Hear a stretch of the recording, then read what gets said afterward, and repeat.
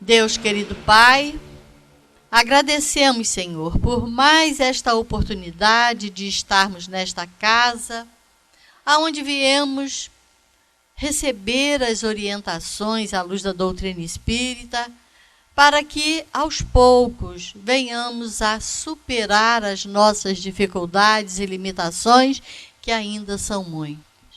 Abençoa-nos, Senhor. Que essa reunião transcorra em clima de muito aprendizado para todos nós. Graças a Deus, e que assim seja. Com vocês aí o Christian. Já ligou aí? Já. Boa tarde a todos. Gente, a gente vai começar procurando não levar o nome tipo palestra. A diferença de nós, os espíritas que aqui estamos, é que a gente está procurando nos tornarmos melhores. Quantos de nós estamos hoje aqui, entre aspas, perdendo o nosso tempo, procurando nos melhorarmos? Poderíamos estar em casa, passeando pela rua, tomando sorvete. Isso não quer dizer que não possamos fazer daqui a pouco. Mas nós estamos procurando a melhora. Hoje o nosso tema do estudo, ele se chama o Homem de Bem, mas ele deveria se chamar a Carta Diária da Vida. Porque nós perguntamos a Deus como conduzir o nosso dia a dia, o que fazer, qual é a diferença, qual é a vantagem, como ser bom, por que ser bom. Hoje, se nós perguntássemos a cada um, se pudéssemos voltar no tempo, 1 segundo, o que faríamos de diferente? Sentaríamos com os nossos pais? Sentaríamos com os nossos filhos? Faríamos uma coisa diferente? Qual a conduta? O que eu poderia consertar, fazer algo diferente? Todos nós temos essa vontade de voltar no tempo, nem que fosse 1 segundo. Sabe? Então, essa parte do homem de bem, ele faz com que a gente caminhe de uma maneira diferente. Porque ele diz assim, como reconhecer o homem de bem? É aquele que tenta fazer as leis de Deus. Sabe? E todos nós estamos aqui imersos nessa vontade de sermos melhores. E a maior caridade, o maior bem consiste na nossa família. Sabe? Se você puder dar uma olhadinha nessa pessoa que está do lado de você, ela tem o mesmo anseio que você. Elas têm as mesmas necessidades. Muitos estão aqui hoje sentados em prece, pedindo a Deus uma cura de corpo, uma cura de alma, um emprego, uma paz no nosso lar. Quanto custa a paz de cada um? Tempos atrás eu vi uma pessoa relatando uma história que começou uma briga muito feia. Eles tinham 2 sítios, eles eram parentes de sítios. Só que era uma cerca muito grande e um dos moradores decidiu que a cerca dele tinha que andar mais 50 centímetros. E 50 centímetros numa faixa de terra enorme. E ali começou brigas e ameaças de morte, até que um não aguentou e vendeu o sítio. A pessoa que comprou o sítio foi conversar com o outro que estava na briga. Aí ele se apresentou e disse, eu comprei esse sítio. Ele falou, pois é, você está sabendo da briga? Ele falou, pois é, eu vim para a gente resolver isso. O senhor acha que 50 centímetros é a sua parte? Ele falou, com certeza. Então vamos fazer o seguinte, pega mais 50 centímetros, pega 1 metro, porque eu não vou fazer nada com ela. E eu não vim para comprar briga com o senhor. Eu quero ser seu amigo. Então, além dos seus 50, pega mais 50 que é o meu. A pessoa não esperava essa resposta. Passado um tempo, ele falou, não, tudo bem. Passou uns 2 dias, ele procura o rapaz e diz, olha, o custo é muito alto. Eu vou ter que trocar aquela cerca, tirar de lugar, comprar arame. Deixa do jeito que está. E a gente continua amigo do mesmo jeito. Fique à vontade. O dia que você precisar, pegue a terra. Quanto custa a nossa paz? Quanto custa ser bom? Qual é a meta de hoje? Amar ao próximo. Qual é o problema? O próprio próximo. Tem próximo que não ajuda. O cara sai de casa, pega o carro para ir trabalhar, o dia dele já é um inferno. Ele não pode sofrer uma fechada. Ele não pode olhar para o camarada e falar, não, ninguém se machucou, vamos embora, segue o dia. Mas as pessoas estão armadas. As pessoas todos os dias, elas têm 2, 3, 4 pedras no bolso, na expectativa de acertar quem? Chega no final do dia, ela não acerta ninguém, ela joga para cima e acaba caindo na cabeça dela. Então, a gente vai se armando e procurando uma felicidade, quando nós, na realidade, a felicidade, ela não é um ponto de chegada. A felicidade é uma estrada. Essa estrada chama felicidade. A gente tem que ser feliz enquanto estamos caminhando. Sabe? A gente tem a nossa família e não sabe o quão grandiosa é ter uma família. A gente tem visto coisas aí, aberrações. Tem um parente nosso que o filho dele conversa com a mãe só pelo WhatsApp. Eu vou sair tal hora, a senhora arruma o meu quarto. Olha, pode trazer a minha comida. É porque ele não conheceu minha mãe. Sabe? Eu falo que a primeira tatuagem que eu tinha estava escrito Havaiana número 38 aqui nas costas. Era da minha mãe. Era o número que ela calçava na época. Então nós estamos vivendo uma época em que nós estamos perdendo a noção. Esses dias sentou atrás de mim uma família, eu e a minha esposa, a gente foi almoçar, e nessa situação eu estou ouvindo assim, filhinho, você quer anguzinho com carninha? Mas também tem batatinha com macarrão. Aí o pai falou assim, não, mas também tem aquela frutinha que você gosta com arrozinho. Por final, eu já estava querendo aquilo. Quando eu olhei, a criança não tinha mais do que 2 anos. Era informação para ela demais processar. E a gente está fazendo isso. A gente está perdendo a noção do que é trazer a felicidade para a gente. A gente está esperando chegar em algum dia e sermos felizes. Só que na realidade esse dia pode não chegar. Tempos atrás nós tivemos um falecimento na família e no caixão da pessoa que faleceu não tinha nenhuma gaveta. E as pessoas chegaram lá e qual é a roupa que ela vai dar, o que você vai dar? Pelo amor de Deus, a pessoa ainda nem esfriou. Já estão preocupados o que vai dividir. Sabe?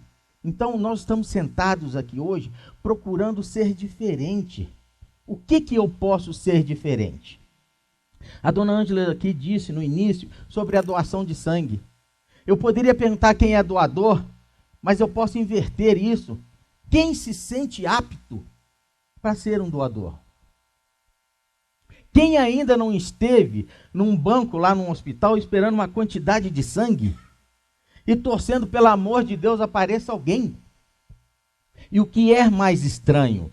Pessoas que tiveram lá, nessa situação, precisando de sangue, pedindo aqui, pedindo ali, aceitando sangue de todo mundo, quando ela melhora, ela não se torna uma doadora de sangue.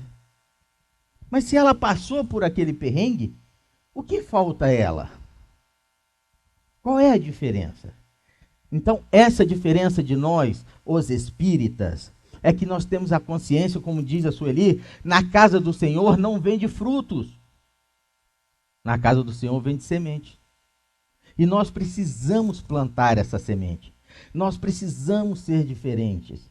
Nós temos que sair daqui hoje melhor do que nós entramos. Nós temos que chegar em casa e as pessoas que convivem conosco têm que sentir essa transformação. Sabe? Um dia eu falei para minha filha, você sabe o que o pai vai deixar para você? Ela falou, talvez essa casa. Eu falei, não, essa casa é minha e de sua mãe, a gente vende para comprar picolé. Mas o pai vai deixar para você conhecimento e caráter. Isso ninguém pode te tirar. Amanhã ou depois, se você quiser entrar para o caminho do mal, para o caminho errado, o problema é seu, a escolha foi sua, a base você teve.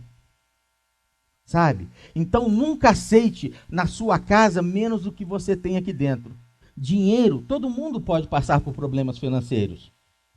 Sabe? Mas que você tenha a moral, o carinho. Você nunca me viu brigando com sua mãe. Às vezes um ou outro fala mais ácido, mas daqui a pouco está se arrependendo. Esse se arrependendo sou eu. Isso é fato. Né? Então, nunca tenha menos do que isso. O seu parâmetro com a sua família vai ser a sua família aqui em casa. A minha mãe costuma dizer que casa de pai é escola de filho. O filho faz o que ele aprendeu os pais fazendo. Então, essa é a nossa transformação. E quando a gente entra no homem de bem, ele tem uma coisa muito interessante, que ele, primeiro, acredita em Deus. Isso é fato. Mas acreditar em Deus, o diabo acredita e também nem por isso deixa de ser diabo. Tá? Mas acreditar em Deus e fazer ao próximo o que gostaria que fizesse com você, isso é uma regra. Sabe? Nós tivemos aí, tempos atrás eu falei com a dona Ângela, nós nunca vimos a separação do joio do trigo como nós vimos com essa doença que teve aí, a Covid.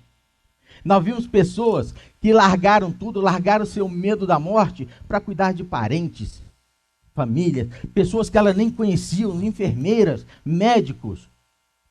Em contrapartida, nós vimos gente tentando esconder no respirador dentro da parede, nós vimos gente querendo dinheiro, nós vimos gente fazendo de tudo pelo dinheiro em cima de uma Covid, em cima da morte de outras pessoas. Sabe? Então, isso faz a diferença. E o homem de bem, ele vem tratando isso com a gente. Quer ver uma coisa interessante? Nós temos na vida inteligência, conhecimento e sabedoria. Mas uma não está ligada com outra. Nós temos pessoas altamente inteligentes com mau caráter. Nós temos pessoas com conhecimentos muito grandes, mas não sabem o que fazer com ele. É a história da raposa, que sabe voar, pular, correr, se esconder. Quando a onça chega, ela morre primeiro, porque ela não sabe o que é que vai usar. E chega o coelho, a única coisa que ele sabe fazer é correr, e ele se manda. Então, essa é a diferença. E uma outra diferença, nós aqui aprendemos a não barganhar com Deus. Não existe troca com Deus. Eu tenho um amigo que ele tem uma mediunidade muito grande, e ele é de uma outra religião, ele é da Umbanda, e ele disse que aceitou trabalhar na Umbanda, porque ele conversou com os espíritos amigos dele, e eles combinaram que seria a última encarnação dele. Quem é que vai falar para ele? Quem é que vai falar para ele a verdade? Tadinho. Ele vai ir e vir tantas vezes quanto necessária for. Por quê? Porque a gente não negocia isso. Sabe? Essa semana a Sueli falou uma coisa comigo muito interessante. Para Deus, quando relação é espírito, não existe data, existe época. Você está pronto? Você precisa de mais tempo? Os espíritos te dão. Então, para Deus, o que ele mais tem é tempo. Esse planetinha está formando 4 bilhões de anos. O que é uma encarnação de 60 anos? Então, essa é a diferença nossa. Levar esse conhecimento para o dia a dia. E acima de tudo, ser o homem de bem. Mas o homem de bem em casa. Porque lá começa a maior caridade. Sabe? Quer ver a esposa feliz? Deixa ela abrir o telefone e brotar um pix para ela sem nada saber. Ah, a mulher vai abrir um sorriso. Mas nós, os homens, nós aprendemos que nós temos que prover. Então a coisa dentro de casa se resume assim: está faltando comida? Está faltando água? Está faltando luz? Mas você não tirou sua esposa, seu marido da casa do outro para dar o que comer e beber. Isso ela tinha dentro de casa. E o companheirismo? E o sentar na rua, tomar um picolé, andar sábado à noite de mão dadas, olhar o tempo, falar mal dos outros que passam, ver as roupas ruins que vêm, falar que no nosso tempo não era assim. Mas é estar ali, é o compromisso. Sabe? Então as pessoas vão guardando isso e não convivem isso no dia a dia. Aí vem os espíritos, através de Kardec, e diz: nós vamos dar uma regra para vocês. Vocês agora vão saber o que é ser um ser humano. Porque a Legião Urbana diz que a humanidade está desumana. A Legião Urbana tem uma música que diz que tem gente que está do seu lado, mas deveria estar do lado de lá. Porque tem pessoas que elas nunca estão felizes com o que você tem. O mal do invejoso não é ele querer ter o que você tem. Ele quer ser você.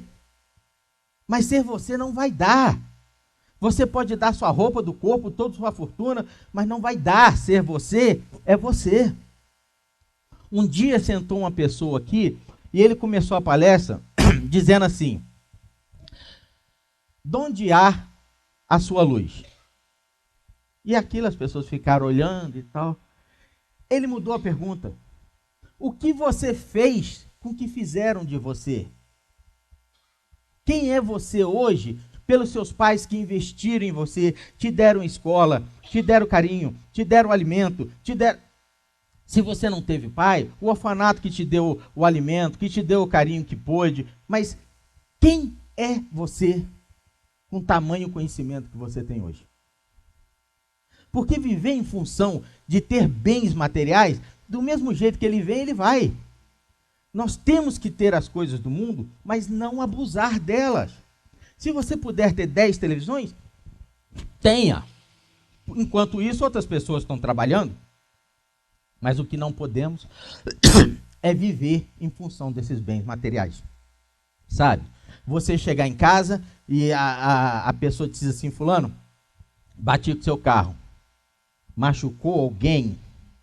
Como é que está fulano? Como é que está minha filha? Não, mas o carro a gente conserta. Mas machucou alguém? Porque a maior preocupação da pessoa é meu carro. Sabe? Se eu falar assim para você: gente, houve um acidente aqui fora, bateram num carro estacionado. Ele é branco. As pessoas que têm carro branco aqui, ó, a fisionomia vai mudar na mesma hora. Aí começa aquela angústia: o meu... Tá, mas olha só, era da Volkswagen. Aí alguns já relaxam, o meu é forte. Até chegar no dono. Mas isso é para mostrar que nós estamos preocupados com nossos bens materiais. E nós precisamos mudar essa conduta. Sabe? As pessoas... Desculpa, gente. As pessoas, eu ouço elas dizerem assim: eu ainda não sei o que eu vim fazer nesse mundo. Olha, se você for pai e mãe, isso já é uma missão do tamanho de Jesus Cristo. Porque quando nós pararmos de falir como pais, não haverá necessidade desses grandes ícones virem à Terra. Sabe? Eu não conheço a história do pai do Hitler, mas será se o pai do Hitler deu uma puxada de orelha nele? Então, já é uma grande missão. Eu vejo as pessoas gritando na rua assim: Deus tem um plano para você. É claro, ninguém está jogado aqui ao vento. Todos nós temos uma missão. Sabe? Tempos atrás, eu perdi o sono e eu liguei a televisão e estava assim: a luta com Deus. Falei, gostei desse título. Vou ver. Só que entrou propaganda, gente, passou creme Nivea, passou... Mas eu vi tudo. Até que chegou a luta com Deus. A luta com Deus consistia... Eles subiriam um morro, 300 pessoas, não me lembro religião, subiriam um morro. As pessoas teriam que colocar o nome num manto, custava um salário mínimo. E eles só iam sair de lá depois que essa última pessoa tivesse sido abençoada. Penso eu, deve estar morando lá até hoje. Por quê? Porque a gente não pode impor a Deus quem é que ele vai agradar ou quem ele não vai agradar. O Criador desse universo, ele não está preocupado com quanto você tem no bolso. Ele está preocupado quem é você. O que você tem para dar? Qual herança que você vai deixar para os seus filhos, para os seus parentes? Sabe? Nós cobramos a transformação. Nós tivemos amigos na família que a gente era amigo de passear para tudo quanto é lado, viajar. Um dia eles se converteram e a amizade acabou. Nós nunca chamamos ele, nunca sentei para falar de Kardec, porque nunca perguntaram. Mas um dia eles se converteram, nós éramos espíritas. Então não dá para ser amigo de mundanos. Então nós precisamos tirar isso de nós. Nós precisamos ser melhor. Tem um trecho aqui que ele diz que a pessoa que está no comando, que é o patrão hoje, ele não subjuga o seu funcionário. Ele trata o camarada com o mesmo respeito e carinho. Em contrapartida, ele fala da pessoa que está sobre o mando. Ele também não maltrata o patrão, porque é dali que vem o salário dele. Então nós temos que, no momento, tinha uma loja em Nova Friburgo que era muito legal, estava escrito assim: nos degraus da vida, trate bem as pessoas quando você estiver subindo, porque você pode precisar dela quando estiver descendo. Sabe, situação financeira não é qualidade de evolução moral. Situação financeira, hoje está bem, amanhã não está, e daqui a pouco a gente se encontra novamente. Esses altos e baixos nós vivenciamos eles. O que nós temos que aprender é o perdão diário. Saber que nós estamos aqui e as pessoas que encontram com a gente têm as mesmas dificuldades. Eu tenho uma dificuldade muito grande de esperar que as pessoas reajam como eu reagiria. Só que ela não é igual a mim. Eu brigo com a pessoa que trabalha comigo, que eu digo assim: eu jamais vou brigar com você se você tomar uma atitude errada. Mas eu vou brigar se você não tomar atitude nenhuma, porque a omissão, ela não pode existir. Quando chega em casa, a mulher fala: marido, deu uma zebra. Alguém tem que resolver. Então, essa parte aqui do homem de bem, ele traz para a gente, para que serva todo mundo. Se puder, leia um pouquinho cada dia. Vê se a gente está fazendo isso. Sabe? Vê se a gente está conseguindo, principalmente dentro de casa, dentro do trabalho. Porque dentro do trabalho, às vezes, o que mais existe são picuinhas. Porque as pessoas querem seu local de trabalho. Ela acha que a sua grama é mais verde do que a dela. Mal sabe ela o que você faz para ter aquela grama verde. Sabe? Então, as pessoas... esse dia minha esposa está dizendo que o mundo está virado. Mas não, ele sempre esteve. Só que agora, com esse negócio da internet, a resposta é muito rápida. O cara cai no Japão, onde ele levantar, já está filmando, está online. Hoje a vida, ela está em likes. Essa semana eu vi aí que a nova moda agora é o aluno chegar na sala de aula e dar um tapa na cara do professor. Quanto mais ele fizer isso, mais like ele tem. Então, cadê os pais? Ainda tem que postar, cadê os pais? Sabe? Na escola, uma vez que a minha filha estudava, teve que ir um advogado, um promotor, avisar o que o professor podia fazer com os alunos. Não pode colocar a mão em celular, não pode colocar a mão em caderno, não pode... Nós estamos transferindo para as escolas a educação dos nossos filhos. E daqui a pouco, nós queremos filhos do bem. Filhos honrados, filhos evoluídos. Mas nós transferimos isso para uma professora. E a professora foi lá sentar e dar aula de matemática. Gente, hoje, com o evangelho que nós temos aí, cada um que lê ele, embaixo tem a explicação dos Espíritos. Não dá mais para dizer, eu não entendi. Porque as pessoas leem uma Bíblia e diz lá assim, ó, debaixo de 7 covados tem 22 pela direita, subindo 5 pela esquerda.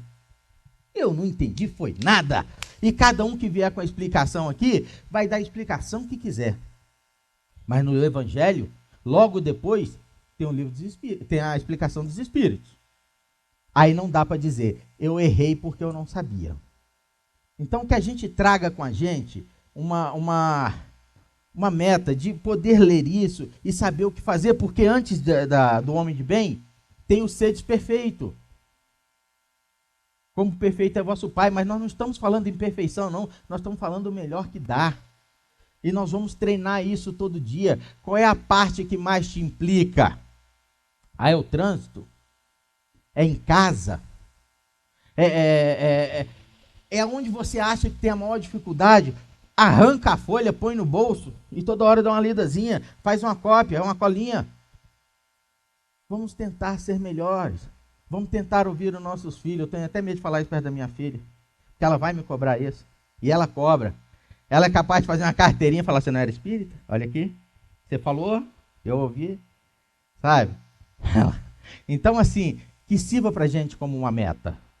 Para que a gente possa ter o evangelho todo dia. Esses dias eu ajudei acho que era um mendigo, ele estava passando ali na rua.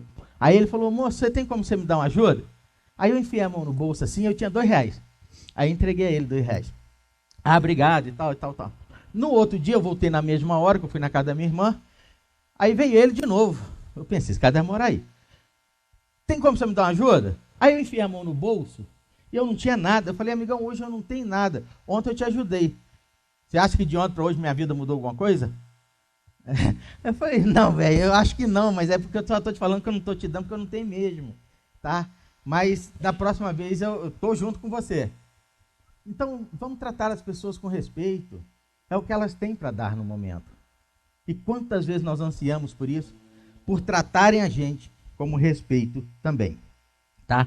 Então, que realmente fica aí a dica, que a gente mude a nossa vida, que a gente chame nossas esposas, nosso marido, de vocês. E vamos sair, vamos passear, vamos andar de mão dadas aqui, não paga nada não. Só de estar junto, sabe? Vamos doar uma das coisas que a gente mais tem e é de graça, é o nosso tempo.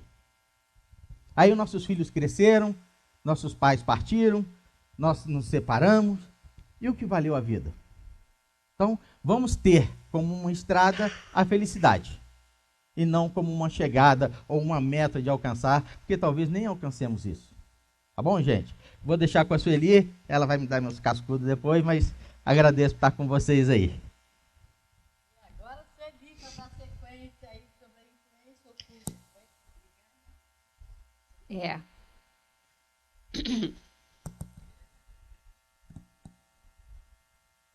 Continuando aqui esse papo bom, né? A gente agradece ao Christian por aceitar esse convite, porque não é uma tarefa fácil. Até porque, do jeito que essa criatura hoje se comprometeu aqui com a Lene ali, ela tá cheia de coisa lá para ela cobrar. E a filha do lado ali, ó, e não sei se vai dar certo, não, mas vai. Então, mas a gente fica feliz de saber que as pessoas ainda pensam em ajudar os outros, ainda que seja fazendo aí uma exposição da doutrina dos espíritos, porque não está fácil hoje em dia, não. Principalmente essa tarefa, porque essa daqui quase ninguém quer. Além da pessoa se expor muito, né? E nós não somos melhores do que ninguém, a gente é tudo espírito inferior, precisando de evoluir. Então, é uma tarefa bastante complicada essa aí nossa. Mas, se a gente tiver pelo menos um pouco dessa conduta que ele acabou de falar aí, a gente vai ter menos problemas com a influenciação espiritual inferior. É o nosso assunto, seguindo aquele da emancipação da alma, a influência oculta dos espíritos sobre os nossos pensamentos e as nossas ações. É oculta porque a gente não está vendo, né? Mas ela é real, é fato, e talvez seja esse um dos grandes flagelos da humanidade, achar que isso aí não existe, né? Até nós que estudamos isso e sabemos que isso existe, a gente às vezes esquece. Mas tem sempre um irmãozinho aí para nos lembrar que isso existe. Aí a gente começa a perceber, falar assim, meus pensamentos não estão lá grande coisa, não. Aí a gente se pergunta, sou eu mesmo que estou pensando isso ou estou abrindo para alguém me ajudar a pensar dessa maneira? É assim que os espíritos trabalham, nos influenciando, né?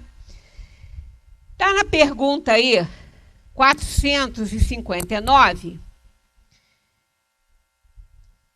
Influem os espíritos em nossos pensamentos e em nossos atos? Olha o que eles respondem. Muito mais do que imaginais. Olha o peso dessa frase. Eu sempre chamo atenção para a colocação das palavras. Ele podia só, né? Eles podiam só dizer assim, influem sim. Ah, mas olha como eles responderam. Muito mais do que imaginais. Quer dizer, a gente não imagina o quanto eles influenciam a nossa vida, as nossas ações, as nossas atitudes aqui no mundo. São eles que vos dirigem. Influem a tal ponto que de ordinário, quer dizer, ó, é comum isso, eles nos dirigirem. Então, isso é muito sério, né? É muito grave. Porque nós temos livre-arbítrio para ação, né? No mundo, para agir, para definir, para escolher. Pois é, só que tem que se a gente não tiver muito vigilante, nós vamos muitas vezes entregar essa decisão aí de escolha para alguém. E alguém que a gente não conhece, que a gente não sabe, porque eu posso muito bem chegar para a Ângela, para a Cris, e falar assim, gente, me ajuda aqui a fazer essa escolha, me ajuda a pensar nas consequências aqui, disso aqui, mas eu estou pedindo a quem eu acho que pode me ajudar, e eu conheço. Agora, não é isso que acontece quando essa influência é dos espíritos e ela é oculta. Eu não estou vendo ninguém. Eu não sei quem é que está ali. Eu não sei quem é que vai me ajudar ali, naquele momento. Se ele tem condições, se esse espírito tem condições ou não. Aí ele vai me aconselhar, ele vai me dizer coisas que eu vou ter que colocar no crivo da minha consciência e da minha razão, né? E do meu coração, que a gente não pode separar essas coisas. Isso vai dar um trabalho terrível. Terrível. E muitas vezes a gente não faz isso, porque dá trabalho. Né? Quando, mesmo que eles aqui me dessem uma ideia, me dessem um conselho para aquilo que eu pedia, mesmo assim, o que eu ia fazer? Né? Eu ia falar, bom, deixa eu analisar agora as consequências também dessa ação aí, né, que eles me sugeriram, eu pedi, vamos ver como é que é. Então eu vou pensar, eu vou analisar e vou colocar também no crivo aí da minha razão, né, da minha consciência e do meu coração. Mas quando isso é dos espíritos, é por conta dos espíritos, que a gente não está vendo, então ela é oculta, eu às vezes não me dou esse trabalho, porque eu penso que é meu mesmo. Ah, eu estou decidindo isso, então tá bom. Eu respondo por isso. Mas às vezes não é. Né? Às vezes não é a nossa escolha, porque a gente não colocou aquilo ali ao crivo da nossa razão e do nosso coração, a gente acabou fazendo, achando que era assim mesmo, que deveria ser. E depois não dá certo, né? Aí a gente vai falando, gente, mas como que eu não vi que isso aí não ia dar certo? Como que eu não olhei, como que eu não pensei, como que eu não percebi que eu não podia fazer isso, que isso aí ia dar erro? Pois é, a gente não pensou, não analisou, não pensou na possibilidade de ser um espírito inferior ali tentando piorar a situação, né?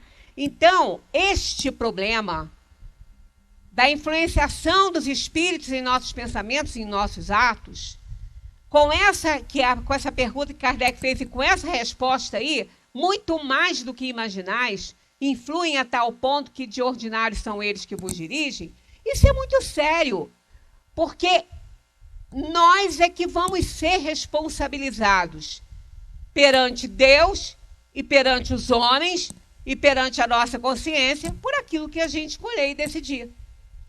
Porque os espíritos que estão nos influenciando e dando força para isso, não vão responder por isso, não. Eles podem responder com a parcela de responsabilidade deles, acumulando as dívidas, né? Juntando as dívidas que eles já têm.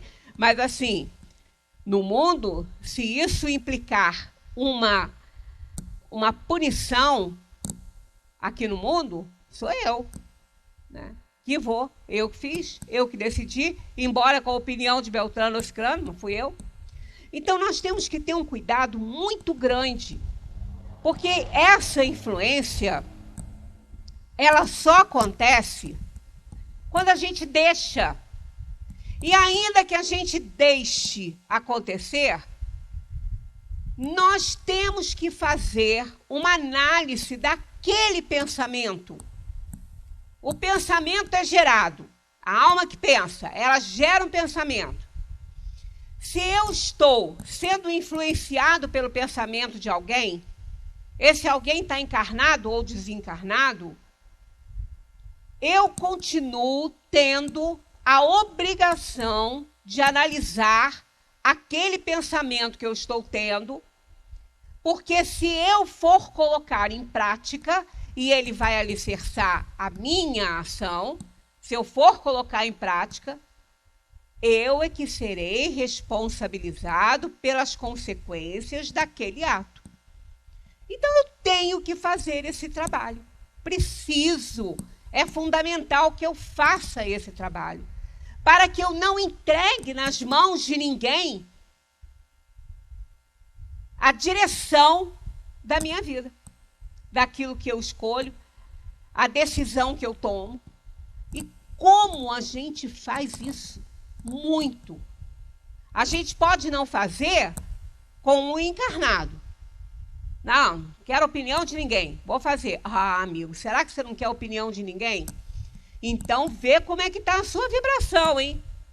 Vê como que está seu padrão vibratório, porque você pode estar recebendo a opinião de um grupo aí perigoso, que você não vê, né? E inimigo, todo mundo tem, no plano encarnado e no plano desencarnado. Porque as pessoas, todas que estão aqui no planeta Terra, todas, digamos, a maioria delas, espíritos inferiores, carregados de paixões. Então, claro que a gente, às vezes, toma atitudes que o outro não gosta, seja intencional ou não. A gente não sabe como que a outra pessoa vai receber aquilo que a gente fez.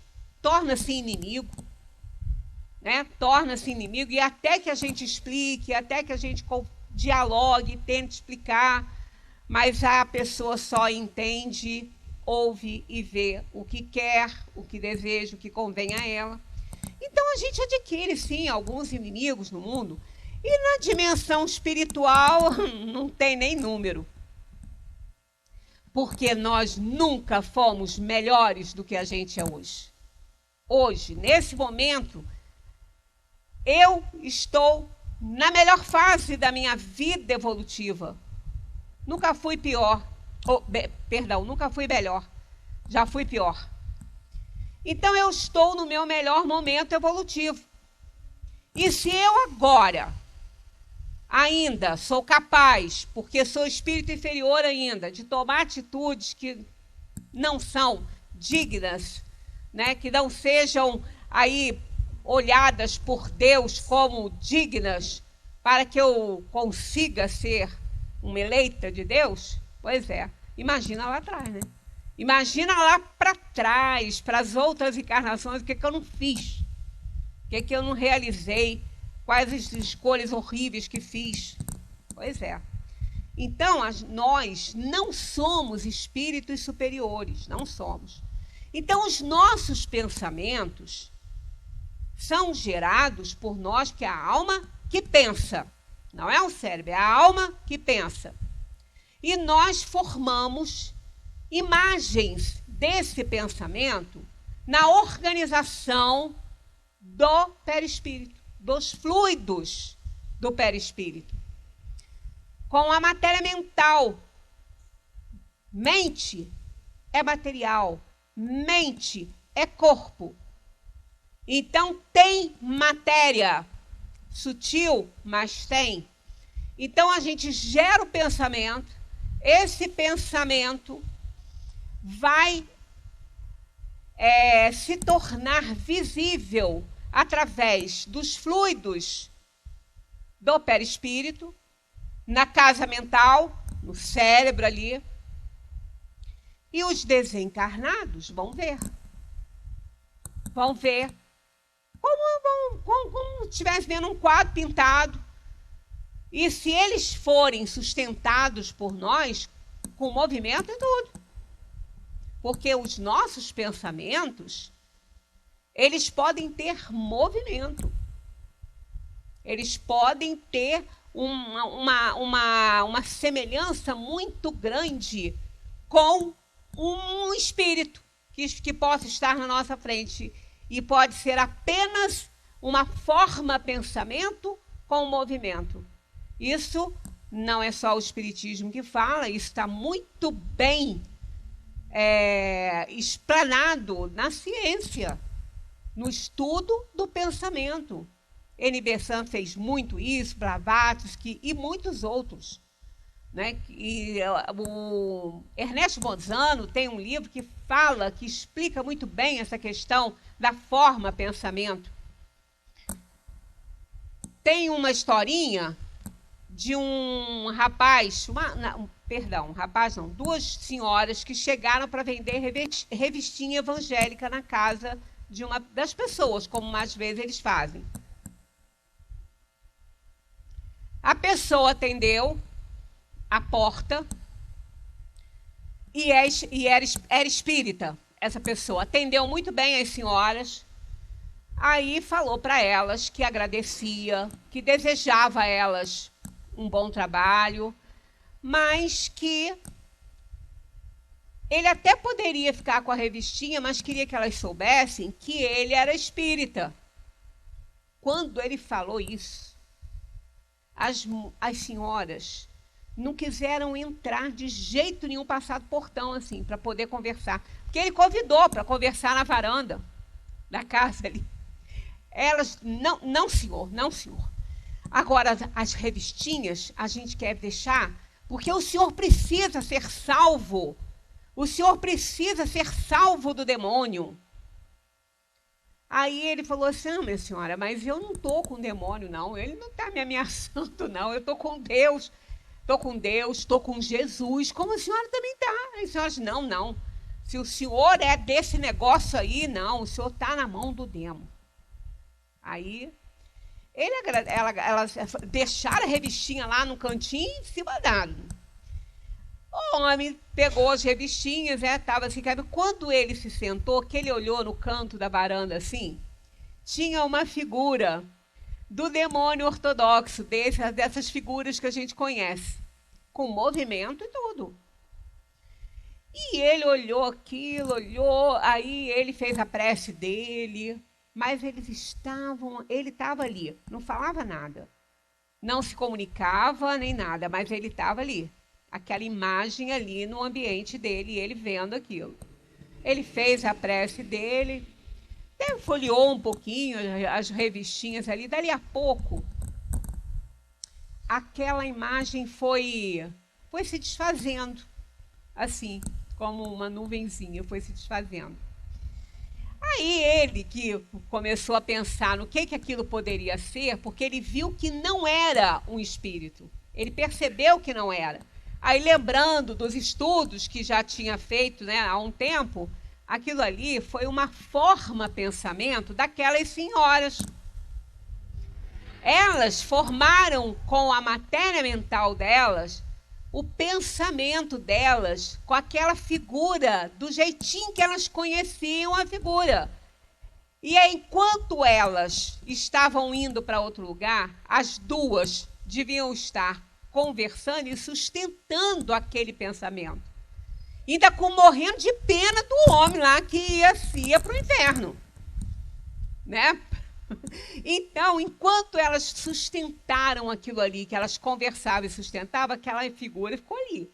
Estava sendo sustentada por elas. A partir do momento que, de repente, elas bateram na porta de outra pessoa, foram bem recebidas, quem sabe, também, tanto quanto, mas aí poderia ser da própria religião delas, aí elas pararam com aquele pensamento e aquela forma de pensamento se desfez. Então, olha o que pode fazer o nosso pensamento. Olha o que quem pode ver isso? Ele tinha mediunidade. Claro, evidente, ele viu. Mas a gente, na maioria das vezes, a gente não tem isso. Ela é mais rara, essa daí. Graças a Deus. Né? Então, a gente fica imaginando a nossa responsabilidade ao pensar.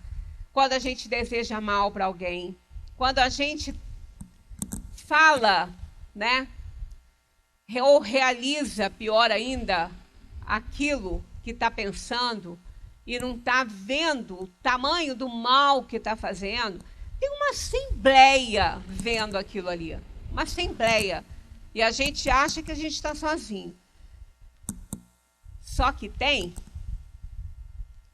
que eu preciso falar uma coisa para vocês. Vocês nunca estão sozinhos. Nunca. Em lugar nenhum vocês estão a sós. Nunca. Vamos lá. O erro de muitos é pensar que os espíritos estão num mundo longe de nós. Não existe um mundo dos espíritos. Não existe isso. Quando a gente fala o mundo dos espíritos, lê-se dimensão dos espíritos. Mundos, os mundos que povoam o universo são inúmeros. Agora, a última contagem tem mais de 3 trilhões de galáxias. A última contagem por esse último telescópio aí. Acho que é James o nome dele. James Webb. Mais de 3 trilhões de galáxias. Então, a gente imagina a quantidade, né, de mundos polvilhado por esse universo que para a gente é infinito, né? Segundo alguns dizem que ele tem fim, mas que a gente aprende que ele é infinito. Então, nenhum desses mundos que povoam o universo, que estão girando em torno desses trilhões de galáxias aí, é um mundo dos espíritos, como a gente pensa, é de todos os espíritos, é a casa dos espíritos, a dimensão espiritual. Agora, em cada um deles, se ele for necessário para a encarnação ou reencarnação de espíritos, aí nós vamos ter ali uma história, né, evolutiva de algum espírito, como a gente tem aqui na Terra, em andamento, e há muitos e muitos, inúmeros mundos servindo aí para encarnação e reencarnação dos espíritos. Mas espera aí, você está falando em encarnação e reencarnação, qual a diferença disso? Né? Vocês podem estar pensando aí. Qual é a diferença de encarnação e reencarnação? Pois é, a reencarnação é o que está acontecendo com a gente aqui. A gente reencarna até, como ele falou, quem vai dizer para o homem que ele está na última encarnação dele? Ele vai aprender isso, ele vai ver que não. Mas nós já tivemos inúmeras e não sabemos nem quantas vamos ter. Por quê? Somos imortais. Nós estamos em constante evolução, somos imortais. Nós tivemos início, mas a gente não vai ter fim. Então, nós vamos reencarnar nos mundos para que a gente possa fazer a nossa evolução. Mas a reencarnação, ela está restrita àqueles espíritos que já estão várias vezes. Então, a gente vai reencarnar na Terra, quantas vezes forem necessárias. Quando a gente não precisar mais de uma encarnação no mundo de provação e expiação, aí nós vamos encarnar num planeta melhor. Por que não Porque é retornar, é encarnar de novo. Se eu não tive lá, eu não vou encarnar de novo lá. Eu vou começar a minha vida lá, meu processo evolutivo em outro mundo. Aí, quando eu desencarnar e voltar, aí eu vou reencarnar o dele. E se eu for para um outro, eu vou encarnar no outro. Mas aí, se eu ficar indo e voltando, eu vou reencarnar. Tipo, para a gente ter uma ideia melhor, Jesus não reencarnou. Jesus encarnou aqui no planeta. Pegou um corpo de carne. Ele encarnou no planeta. Ele não reencarnou porque ele nunca esteve aqui encarnado antes. Jesus, quando a Terra foi criada, ele já era quem ele era e foi designado para coordenar e governar essa Terra. Quem está no leme dela é ele. Então, ele não fez a história evolutiva dele aqui. Mas ele reencarnou inúmeras vezes aí em outros mundos, porque ele não foi criado perfeito. Porque Deus não cria espíritos perfeitos, ele cria espíritos simples e ignorantes, e Jesus não escapou isso, não. Ele também foi criado simples e ignorante. Agora, tem necessariamente que ter passado pela fieira do mal? Não, não tem. Porque se ele fez boas escolhas, se ele foi sempre elegante nas escolhas que fez para seu sistema de evolução, ele não passou pela fieira do mal. A gente gera o mal quando nós escolhemos errado. Quando a gente usa mal o livre-arbítrio, a gente gera o mal como consequência, porque cada ação tem uma reação equivalente a ela. Então, se a minha ação for ruim, a reação também vai ser. As consequências também vão ser. Então, pela fieira do mal, não. Mas Jesus passou pela fieira da ignorância. Aí sim, porque foi criado simples e ignorante, igualzinho a nós. Né? Então, nós estamos nesse mundo aqui para aprender. Somos espíritos inferiores. E quem é que, aqui nesse mundo, não tem seu calcanharzinho de Aquiles? Suas fragilidades, suas inferioridades. Todas as paixões a gente reúne. Umas mais, outras menos. Ah, mas eu não sou orgulhoso. É sim, amigo, você é orgulhoso sim. Sabe por que você é orgulhoso? Porque o orgulho é o pai de todas as outras. Se você for um pouco egoísta, você é orgulhoso. Né? Se você for um pouco egoísta, você é orgulhoso. Pode? Pode.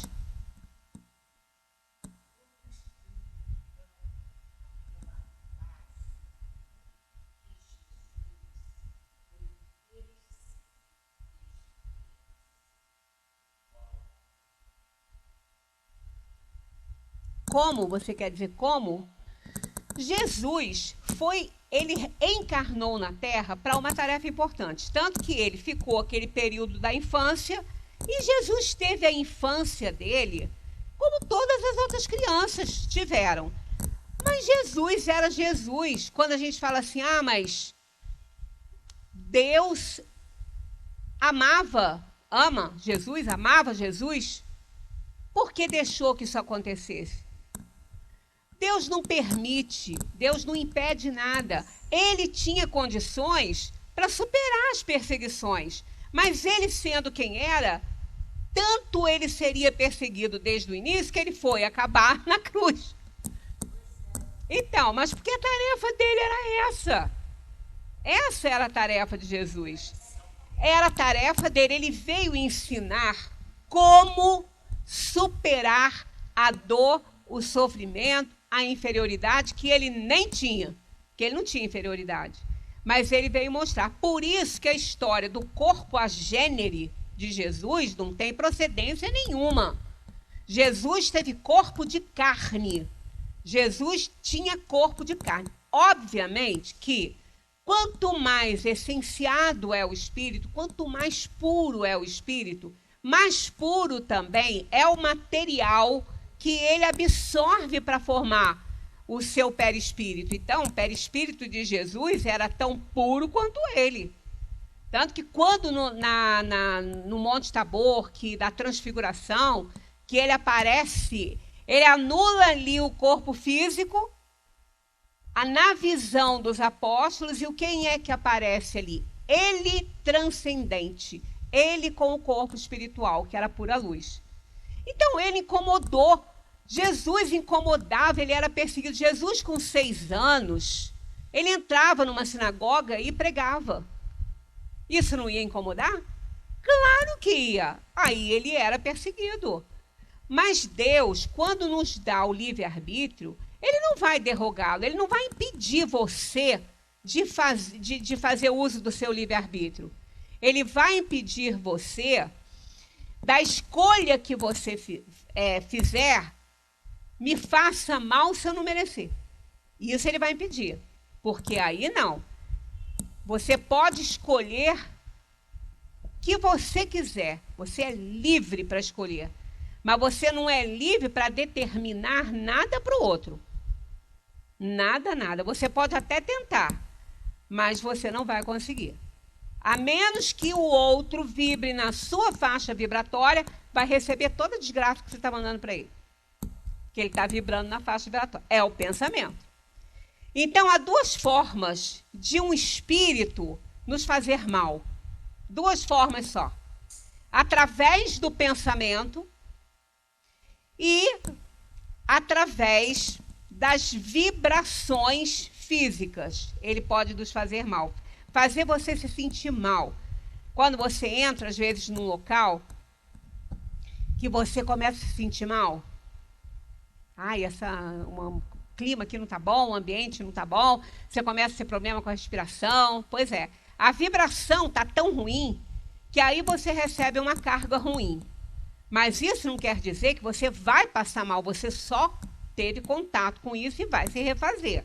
Mas se você estiver vibrando naquela faixa, você vai passar mal mesmo, vai desmaiar, vai cair lá no chão.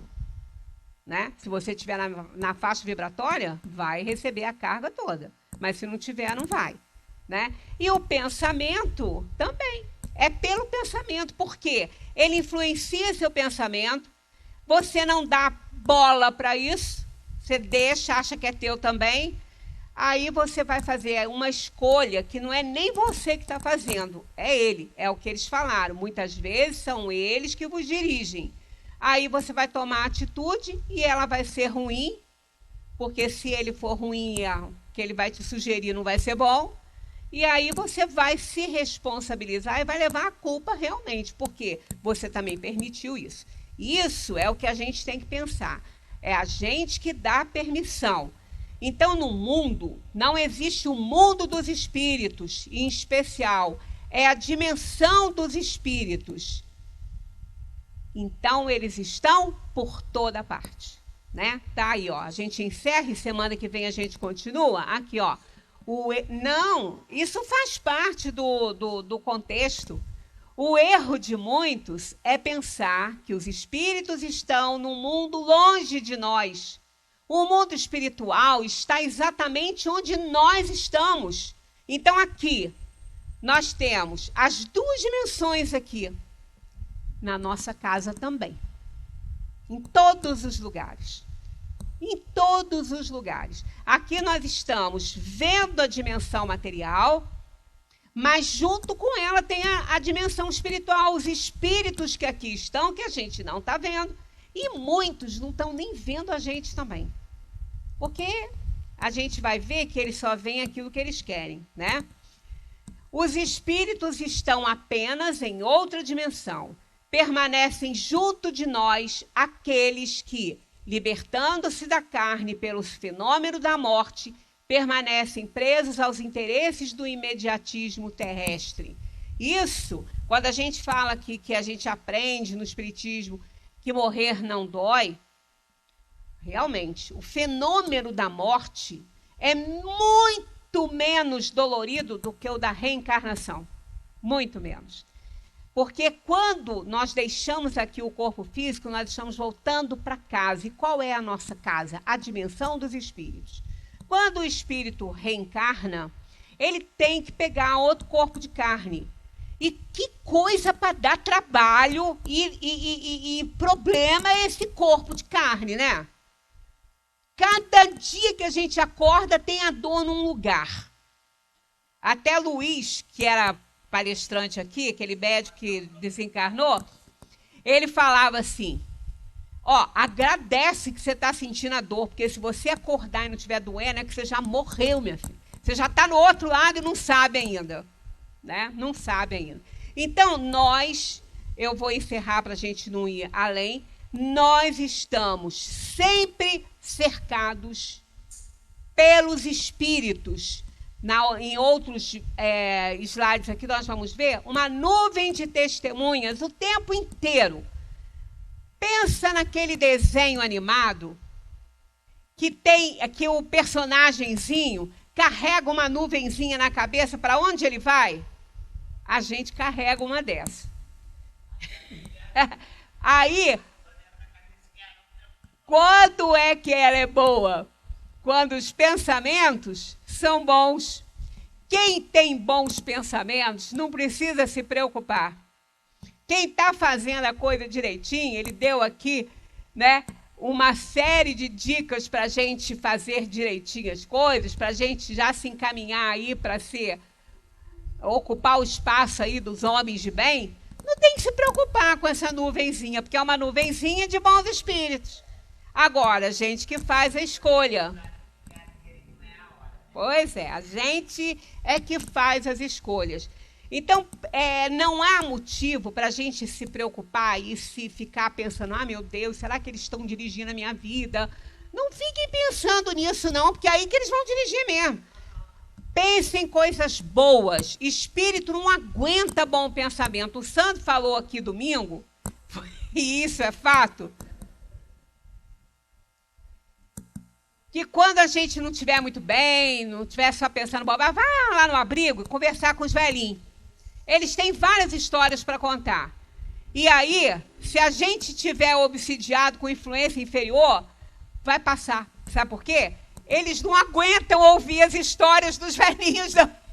Eles vão embora. Porque eles também vão saber que a gente estaria fazendo um bem, com o coração aberto, doando amor para eles. Então, não há obsessor que resista a isso, não. Né? Então, a gente tem sempre como se livrar de influenciação inferior, mas nunca se livra das influenciações, porque faz parte. Nós estamos encarnados, temos um perispírito que é formado de material eletromagnético. Se eu puser um imãzinho aqui, aonde ele vai atrair tudo que é ferrinho, ele vai atrair. Pois é. E nós somos esse imã. O nosso perispírito é formado de material eletromagnético. Então, ele vai atrair. Quando a gente passa ali na avenida assim, a gente vai passando e vai levando com a gente os pensamentos das energias que estão ali, até que estão muito longe, que são semelhantes às nossas. Então, é melhor pensar bem, tá? É melhor pensar no bem, porque aí a gente vai carregar a companhia dos bons espíritos. Semana que vem tem mais, não é novela não, né? Já está saindo de moda esse negócio, mas semana que vem tem mais sobre a influência dos espíritos. Muita paz para todos.